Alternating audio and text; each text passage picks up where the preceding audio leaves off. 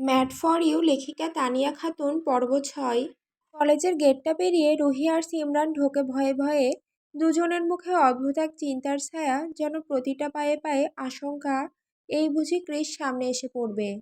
ক্যাম্পাসের হালকা বাতাস বইছে, সবাই নিজের মতো ছুটছে ক্লাসে, কিন্তু রুহির বুকের ভেতরটা কেমন যেন কেঁপে উঠছে। ক্রিস আর তার বন্ধুদের না দেখতে পেয়ে রুহি একটা স্বস্তির নিঃশ্বাস ফেলে। রুহি ফিসফিস করে বলে, তাড়াতাড়ি ক্লাসে চল। সিমরান ছোট্ট হেসে বলে, সব ঠিক আছে, কিন্তু আমি তোকে কি বলেছিলাম মনে আছে তো? রুহি হাসে, হ্যাঁ হ্যাঁ মনে আছে রে, ছেলেদের সাথে বেশি কথা বলবো, এটাই আমি পারি না। দুজন শান্তভাবে ক্লাসে বসে যেন কিছুই ঘটেনি, কিন্তু রুহির মনে কৃষের চোখের সেই তীক্ষ্ণ দৃষ্টি ঘুরে ফিরে আসে। ক্লাস শেষে দুজন যায় ক্যান্টিনে। দুপুরের ঠান্ডা বাতাসে কফির গন্ধ, চারপাশে হাসাহাসি গল্পগুজব, সব কিছুই স্বাভাবিক। দুজন এক কোণে চেয়ারে বসতেই দূর থেকে একজনের তীক্ষ্ণ দৃষ্টি পড়ে রুহির ওপর। ঠিক তখনই এক অচেনা ছেলে এসে সামনে বসে, চোখে বন্ধুত্বের ঝিলিক, মুখে মিষ্টি হাসি। ছেলেটা বলে, হাই, আমি Soham.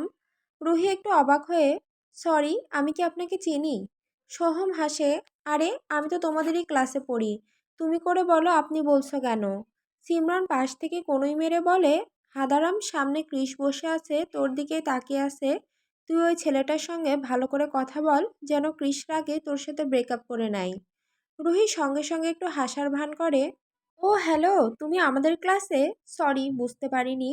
Nice to meet you বলে হাত বাড়িয়ে দেয়। সোহমও হেসে হাত বাড়ায়। ঠিক তখনই ঝনঝন একটা ভাঙা কাচের আওয়াজে পুরো ক্যান্টিন স্তব্ধ হয়ে যায়। সবাই চমকে ওঠে। রুহি ভয়ে চোখ বন্ধ করে ফেলে। সিমরানের মুখ ফ্যাকাশে হয়ে যায়। ধীরে ধীরে চোখ খোলে রুহি, দেখে সোহম মাটিতে পড়ে আছে, তার হাত কাটা, রক্ত গড়িয়ে মেঝেতে পড়ছে।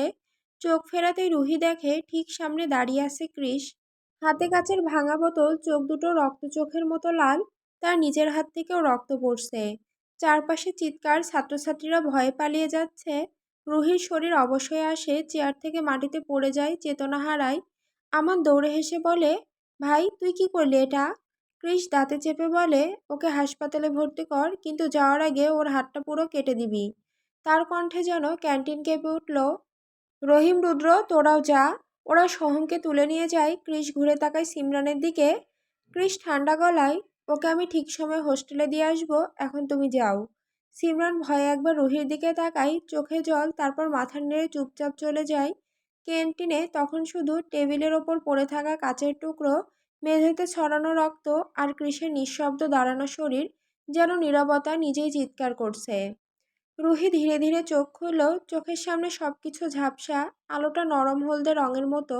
মাথা কেমন ঘুরছে, বুকের ভেতর ভারী একটা চাপ, সে কিছুই বুঝে উঠতে পারছে না। মিনিট দুয়েক পর চোখ একটু পরিষ্কার হতেই অবাক হয়ে চারিদিকে তাকায়।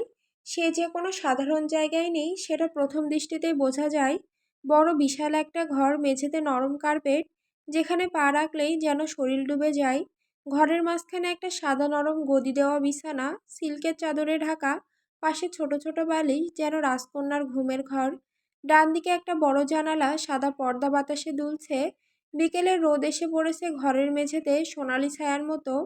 জানালার পাশে একটা বিশাল সোফা, হালকা ধূসর রঙের, তার গায়ে নরম কুশনগুলো এমনভাবে সাজানো যেন কেউ সদ্য বসে উঠে গেছে। কোণের দিকে তাকাতেই চোখ আটকে যায়। দুটি বড় ফুলদানিতে সাজানো লাল, সাদার বেগুনি গোলাপ, তাজা ফুলের গন্ধে ঘর ভরে আছে। হালকা পারফিউমের সঙ্গে মিশে এক অদ্ভুত শান্ত গন্ধ ছড়িয়ে পড়েছে। রুহি ধীরে উঠে বসার চেষ্টা করে, কিন্তু মাথা ব্যথায় ভারী লাগে। চারিদিকের এই অচেনা সৌন্দর্য তাকে ভয় আর বিস্ময়ে একসাথে ভরিয়ে তোলে। তার মনে একটাই প্রশ্ন ঘুরছে, আমি কোথায়? আমাকে এখানে কে এনেছে? চুপচাপ ঘরের ভেতর দিয়ে বাতাস বয়ে যায়, পর্দা দুলে ওঠে, ফুলের পাপড়িগুলো সামান্য নড়ে ওঠে, আর দরজার বাইরে যেন কারো ভারী পায়ের আওয়াজ ভেসে আসে। ঘরের ভেতর তখন নিঃশব্দ। রুহি বিছানায় একা বসে আছে, তার বুক ধীরে ধীরে ওঠানামা করছে, মাথায় তখনও ঝিম ধরা ব্যথা। ঠিক তখনই ঠাস, দরজাটা খুলে যায়। সেই শব্দে রুহি চমকে ওঠে, তার চোখ বড় হয়ে যায়, নিঃশ্বাস যেন থেমে যায় বুকের ভেতর। দরজার ফাঁক দিয়ে আলো পড়েছে মেঝেতে। সেই আলোর মধ্যে দাঁড়িয়ে আছে ক্রিস, চোখে অদ্ভুত শান্ত কিন্তু ভয়ঙ্কর দৃষ্টি, ঠোঁটে হালকা বাঁকা হাসি, আর তার ডান হাতে একটা চকচকে ধারালো ছুরি। রুহির গলা শুকিয়ে যায়, ঠোঁট নড়ে, কিন্তু শব্দ বেরোয় না। ঘরটা যেন হঠাৎ ঠান্ডা হয়ে গেছে, বাতাস ভারী। ক্রিস ধীরে ধীরে ঘরে পা রাখে, তার প্রতিটা পদক্ষেপের শব্দ নরম কার্পেটের ওপর ডুবে যাচ্ছে, কিন্তু রুহির কানে সেটা বজ্রপাতের মতো বাজছে। তার চোখ এক মুহূর্তের জন্য রুহির মুখ থেকে সরে না। বিছানার কাছে এসে থেমে যায়, ছুরিটা হাতে ঘুরিয়ে ধরে ক্রিস হালকা গলায় বলে, বাটারফ্লাই। রুহি কেঁপে ওঠে। তোর হাত মেলানোটা ভালো না, বলে ধীরে ধীরে এগিয়ে আসে। আজ আমি তোকে শেখাবো হাত মেলতে হয় কিভাবে। ছুরির ধাতব ঝিলিকটা রোদে পড়ে রুহির মুখে প্রতিফলিত হয়। রুহি ভয়ে পেছাতে থাকে, বালিশে ঠেস দিয়ে দেওয়াল ঘেঁষে যায়। তার নিঃশ্বাস ভারী, বুক কাঁপছে, ঠোঁট শুকিয়ে গেছে। ক্রিস আরও এক পা এগিয়ে আসে, একদম সামনে এসে দাঁড়ায়। দুজনের মাঝে শুধু সেই ছুরির ধারালো ঝিলিক আর জমে থাকা নীরবতা। বাইরে হঠাৎ এক ঝাপসা হাওয়া আসে, পর্দা উড়ে গিয়ে ঘরের আলো নিভে যায়। রুহির মুখে পড়ে কেবল ক্রিসের ছায়া, একটা ভয়, একটা পাগলামি আর একটা অব্যক্ত ভালোবাসার মিশ্র প্রতিচ্ছবি। ক্রিস ধীরে ধীরে ঝুঁকে আসে, তার চোখে ক্রোধ, অপরাধবোধ আর ভালোবাসা মিলেমিশে এক অদ্ভুত ছায়া। হঠাৎ সে রুহির পা ধরে টানে। রুহি ভয় পেয়ে পেছন হটে, কিন্তু ততক্ষণে ক্রিস তাকে টেনে নিজের কাছে নিয়ে এসেছে। বিছানায় বসে পড়ে, রুহির হাতটা শক্ত করে চেপে ধরে। বাটারফ্লাই, কোন হাত দিয়ে তুই হ্যান্ডশেক করতে চাচ্ছিলি? তার কণ্ঠে একটা দমিত ক্রোধ, একটা পুড়ে যাওয়া অভিমান। রুহি ভয় পেয়ে হাত সরিয়ে নিতে যায়, চোখে জল টলমল করে। ক্রিস, প্লিজ ছেড়ে দিন, আমার ভুল হয়ে গেছে। আমি আপনার সব কথা শুনবো। আমি আর কাউকে ছুবো না, আর কারো হাত ধরবো না। প্লিজ কিছু করবেন না, প্লিজ ছেড়ে দিন। তার গলা কেঁপে ওঠে, অশ্রু ঝরে গাল বেয়ে। ক্রিস এক মুহূর্তে স্থির থাকে, তারপর তীক্ষ্ণভাবে বলে, সরি বাটারফ্লাই, ভুল যখন করেছিস শাস্তিটাও পেতেই হবে, তাই না? রুহি মাথা নাড়ে, কাঁদতে থাকে। না প্লিজ ক্রিস, কিছু করবেন না। কিন্তু ক্রিসের চোখে তখন আগুন, তার হাতে চকচক করছে একটা ধারালো ছুরি। সে ধীরে ধীরে রুহির ডান হাতটা তুলে নেয়, তারপর ছুরিটা রাখে তার হাতের তালুতে। রুহি তড়িঘড়ি করে হাত ছাড়ানোর চেষ্টা করে, কিন্তু ক্রিস দু হাতে তার কবজি চেপে ধরে রাখে। হঠাৎ ছুরির ফলা নরম চামড়া ভেদ করে ঢুকে যায়। রুহির মুখ থেকে ভেসে আসে এক দীর্ঘ যন্ত্রণাময় চিৎকার। আহ! কৃষ্ণা! রক্ত গড়িয়ে পড়ে, সাদা বিছানার চাদর লাল হয়ে ওঠে। কৃষের হাতও কেটে যায় সেই ছুরির ধারেই। রক্ত দুজনের হাত মিশে একাকার হয়ে যায়। রুহির চোখ আধ বোঝা, নিঃশ্বাস কাঁপছে। আর কৃষ, চোখে আগুন, মুখে অদ্ভুত এক নীরবতা। সে হঠাৎ রুহিকে নিজের দিকে টেনে নেয়। রুহির পিঠ ধাক্কা খেয়ে তার বুকের সঙ্গে লেগে যায়। দুজনের বুকের মাঝের ফাঁকটা মুছে যায় এক মুহূর্তে। রুহির নিঃশ্বাস গলায় আটকে আসে। কৃষ, ছাড়ুন আমায়। তার গলা কেঁপে ওঠে, চোখে জল। কৃষ কিছু বলে না, সে শুধু রুহির মুখটা দুই হাতে ধরে, আঙুলের রক্তের দাগ, তবুও সেই আঙুলের স্পর্শে একটা কাঁপুনি বয়ে যায় রুহির গা বেয়ে। তাদের চোখ দুটো মিশে যায়, একটাই ভয়, অন্যটাই পাগলামি। তারপর কোনো সতর্কতা ছাড়াই কৃষ নিজের ঠোঁট চেপে ধরে রুহির ঠোঁটে। প্রথমে রুহি দম বন্ধ করে রাখে, ঠোঁট শক্ত করে চেপে রাখে, চেষ্টা করে তাকে ঠেলতে। কিন্তু কৃষের হাতগুলো তার গাল থেকে ঘাড় বেয়ে নেমে যায় পিঠের দিকে। একটা হাত তার কোমরে, আরেকটা মাথার পেছনে, আর সে ঠোঁটের গভীরে ডুবে যায়। রাগে, অনুশোচনায়, ভালোবাসায় সব মিলে এক উন্মুক্ত চুম্বনে। রুহি প্রথমে প্রতিরোধ করে, তারপর ধীরে ধীরে ভেঙে পড়ে। তার কাঁপুনি কমে আসে, চোখ বন্ধ হয়ে আসে। রক্ত, অশ্রু আর নিঃশ্বাস মিশে গিয়ে এক অদ্ভুত নীরবতা তৈরি করে। রুহির চোখে তখন ভয়, আর চোখের কোণ বেয়ে গড়িয়ে পড়া জল। কিছুক্ষণ পরে কৃষ ছেড়ে দিলে দুজন দুজনের দিকে তাকায়। কৃষের চোখে রাগ, কষ্ট, অনুশোচনা সব একসাথে মিশে গেছে। বিছানায় রক্তের দাগ, বাতাস ভারী হয়ে গেছে। কৃষ নিচু গলায় বলে, আমি ভুল করেছি বাটারফ্লাই। আমি তোমাকে কষ্ট দিয়েছি। এখন আমি নিজেকে শাস্তি দেব। রুহি বুঝে ওঠার আগেই কৃষ নিজের হাতে থাকা ছুরিটা নিজের দিকে ঘুরিয়ে নেয়। সে নিজের হাতের তালুতে একের পর এক ছুরির প্যাচ চালিয়ে যায়। একটানে রক্ত বেরিয়ে আসে। রুহি ভয় পেয়ে চিৎকার করে ওঠে, কৃষ, এটা কি করছেন? থামুন প্লিজ। কৃষের চোখে তখন পাগলামি, সে একটু দূরে গিয়ে আবার ছুরি তুলতে যায়। আমি বাঁচার যোগ্য না, আমি তোমাকে কষ্ট দিয়েছি বাটারফ্লাই। রুহি তাড়াতাড়ি দৌড়ে এসে তার হাত ধরে ফেলে, দুহাতে চেপে ধরে কৃষের কবজি।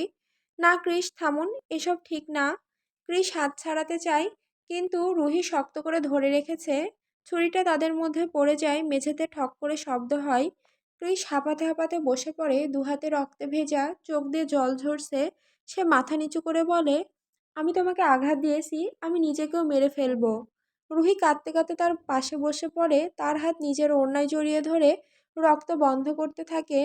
চুপ করুন, আমি আপনাকে ক্ষমা করে দিয়েছি, শুধু এমন করবেন না প্লিজ। ক্রিস মাথা নিচু করে বসে আছে, তারপর ধীরে ধীরে মাথাটা তুলল। তার চোখে জল জমে আছে, ঠোঁট কাঁপছে। সে রুহির মুখের দিকে তাকিয়ে বলে, বাটারফ্লাই। তার কণ্ঠ ভাঙা কাপা নিঃশ্বাসের শব্দগুলো বেরোচ্ছে কষ্ট করে। প্লিজ, আমায় ছেড়ে যেও না কখনো, আমি খুব একা। রুহি স্তব্ধ হয়ে যায়, তার বুকটার ভেতরটা ভারী হয়ে ওঠে। ক্রিস ধীরে ধীরে হাত বাড়িয়ে রুহিকে জড়িয়ে ধরে। রুহি বাধা দেয় না, শুধু চুপ করে মাথা রাখে ক্রিসের কাঁধে। ক্রিস তার চুলে হাত রাখে। তুই জানিস আমি পাপী, আমি খারাপ মানুষ, কিন্তু তুই তো একদম পবিত্র। তুই আমার পবিত্র ফুল। তোকে পেলে আমি সত্যি ভালো হয়ে যাব। আমি প্রমিস করছি আমি বদলে যাব, শুধু তুই আমার ছেড়ে যাস না। রুহির চোখ দিয়ে জল গড়িয়ে পড়ে। দুজনে নিঃশব্দে কাঁদতে থাকে, কিন্তু সেই কান্নার মধ্যে একটা শান্তি আছে, যেন অনেক ঝড়ের পর অবশেষে একটু শান্ত হাওয়া বইছে। রুহি দরজাটা ধীরে খুলে হোস্টেলের রুমে ঢুকতেই সিমরান দৌড়ে আসে, চোখে চিন্তার ছাপ, গলায় কাঁপুনি। রুহি, আহা কি করছিস তুই? এই হাতটায় ব্যান্ডেজ কেন? কি হয়েছে? ওই কৃষ কিছু করেছে তাই না? রুহি থেমে যায়, কিছু না বলেই ধীরে ধীরে বিছানার দিকে যায়। বসে পড়ে চোখ নিচু, ঘরটা নিস্তব্ধ, শুধু জানালার বাইরে হালকা বাতাসে পর্দা দুলছে। সিমরান আবার বলে, বল না রে কি হয়েছে, তোর মুখের চেহারাটাও কেমন ফ্যাকাশে। রুহি ধীরে ধীরে বলে, সিমরান, উনি সাধারণ মানুষ না রে, উনি একদম আলাদা। উনি সাধারণ কেউ না, উনি একজন সাইকো। সিমরানের চোখ বড় হয়ে যায়। সাইকো মানে? তুই শিওর? রুহি চুপ করে থাকে কয়েক সেকেন্ড, তারপর নিচু গলায় বলে, হ্যাঁ সিমরান, আমি আগে জানতাম না, কিন্তু এখন বুঝছি। আমি শুনেছি ওদের দুনিয়া আলাদা, খুব ভয়ঙ্কর। আমি এমন কারোর সঙ্গে জড়িয়ে পড়বো ভাবতেই পারিনি। সিমরান অবাক হয়ে বসে পড়ে রুহির পাশে। তাহলে এখন কি করবি তুই? ওকে ছাড়বি? রুহির চোখে জল এসে যায়। ছাড়তে পারবো না, উনি আমাকে ছাড়বেন না। উনি খুব জেদি মানুষ, আমি যদি দূরে যাওয়ার চেষ্টা করলে আমাকে এইভাবেই তিলে তিলে মারবে। তাহলে কি ভাবছিস তুই, পালাবি? রুহি মাথা নাড়ে, ধীরে ধীরে বলে, আমি একটা নাটক করব। সিমরান একটু অবাক হয়ে বলে, নাটক? কিসের নাটক? রুহি জানালার দিকে তাকিয়ে ফিসফিস করে, ভালোবাসার নাটক। আমি ওকে বুঝতে দেব না যে আমি দূরে যেতে চাইছি। আমি এমন সাজবো যেন ওর জন্যই বেঁচে আছি, যেন আমি ওর ভালোবাসায় পাগল। আর মাত্র 1 মাস পর তো কলেজ ছুটি পড়বে, তখন আমি বাড়ি চলে যাব। যদি ওই 1 মাস আমাকে না খুঁজে পাই, তাহলে হয়তো ধীরে ধীরে আমাকে ভুলে যাবে। সিমরান হালকা হাসে, বারে, এটা তো একদম সিনেমার মতো প্ল্যান। তোর মাথাটা বেশ কাজ করে। এই 1 মাস নাটক কর, তারপর উধাও হয়ে যা। রুহি হালকা মাথা নাড়ে, তার চোখে জল টলমল করে, নরম কণ্ঠে বলে, হ্যাঁ রে, কিন্তু ভয় করছে। আমি জানি না উনি যদি জানতে পারে তাহলে কি করবে। তবু আমার হাতে আর কোনো রাস্তা নেই। আল্লাহ, তুমি শুধু আমার পাশে থেকো। সিমরান এগিয়ে এসে রুহির কাঁধে হাত রাখে। ভয় পাস না, আমি আছি তো তোর পাশে। রুহি তাকায় জানালার দিকে, বাইরে রাতের অন্ধকার, হালকা চাঁদের আলো রুমের ভেতর ঢুকছে। দুজনেই কিছু না বলে চুপচাপ বসে থাকে, একজন ভয় নিয়ে আর একজন বন্ধুত্ব নিয়ে। চাঁদের আলো এসে পড়ে রুহির মুখে, তার চোখে অশ্রু ঝলমল করছে, ঠোঁট নরম কাঁপছে। আর সে নিজের মনে শুধু একটাই কথা ভাবে, 1 মাস, শুধু 1 মাস টিকে থাকতে হবে, তারপর সব শেষ। পরের দিন সকালটা ছিল শান্ত। হোস্টেলের উঠোনে নরম রোদ পড়ছে, পাখিরা ডাকছে, মেয়েরা কেউ ক্লাসে যাচ্ছে, কেউ চা খাচ্ছে। রুহি আয়নার সামনে দাঁড়িয়ে চুল আঁচড়াচ্ছে, চোখের নিচে ক্লান্তির ছাপ, তবুও আসে, মুখে হাসি লাগিয়েছে। সিমরান পাশ থেকে বলে, রুহি তুই নিশ্চিত তো আজ থেকেই নাটক শুরু করবি? রুহি আয়নায় নিজের মুখের দিকে তাকিয়ে বলে, হ্যাঁ রে, আজ থেকেই শুরু। আজ থেকে আমি সেই রুহি যে নাকি ক্রিস ছাড়া আর এক মুহূর্ত থাকতে পারে না। ইমরান মৃদু মাথা নাড়ে, তবে সাবধানে করিস, ক্রিস ততটা সহজ মানুষ না। রুহি চুপচাপ ব্যাগটা কাঁধে তুলে নেয়। আমি জানি রে, তবু চেষ্টা করতে হবে। তুই তো যাবি না, ভালো করে থাকিস। কলেজের গেটে পৌঁছাতেই চারপাশে ছাত্রছাত্রীদের কোলাহল। রুহি ধীরে ধীরে ভেতরে ঢোকে, আর হঠাৎ দূরে দেখতে পায় ক্রিস দাঁড়িয়ে আছে গাছের পাশে, কালো শার্ট, সানগ্লাস, চোখে হালকা হাসি। ওর দৃষ্টি সরাসরি রুহির দিকে। রুহির বুক কেঁপে ওঠে, কিন্তু সে নিজেকে সামলায়। মুখে মিষ্টি হাসি এনে ধীরে ধীরে এগিয়ে যায় ওর দিকে। Good morning Chris.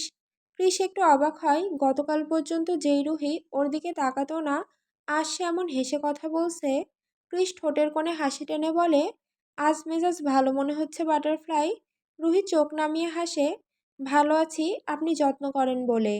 কৃষ একটু চেয়ে থাকে, ওর চোখে কিছু অচেনা ঝিলিক। ভেতরে ভেতরে ওর হাত ঘামছে, বুক ধড়ফড় করছে, কিন্তু মুখে সেই শান্ত মিষ্টি হাসি। কৃষ এগিয়ে এসে ওর গালে হালকা স্পর্শ করে বলে, এই হাসিটা রাখিস সবসময় বাটারফ্লাই।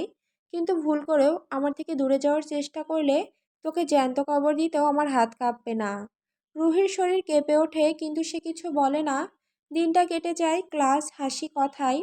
কৃষ বারবার রুহির দিকে তাকায়, রুহিও জোর করে হাসে।